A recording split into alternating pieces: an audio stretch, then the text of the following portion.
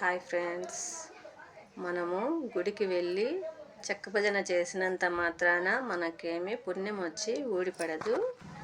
మాత్యాది పార్వతీదేవి పితాదేవో మహేశ్వర అంటే అర్థమేంటో తెలుసా? నిన్ను కని పెంచి పెద్దవాళ్ళను చేసిన నిన్ను కన్న నీ తల్లిదండ్రులే సాక్షాత్తు ఆ పరమేశ్వరులతో సమానం. ఈ మాట నేను చెప్పడం లేదు, నీవు కొలిచి ఆ పరమేశ్వరుడే మీతో చెప్తున్నాడు.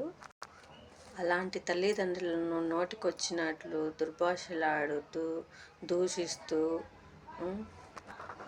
నోటికొచ్చినట్లు మాట్లాడడం, వాళ్ళకి కంట్లో నీళ్లు రప్పించడం మహాపాపం కదా.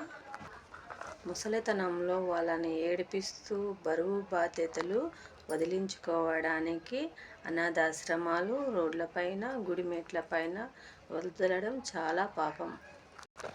నీవు గుడికి వెళ్ళి పూజించగానే ఆ పరమశివుడు ఏమీ పరవశించిపోడు.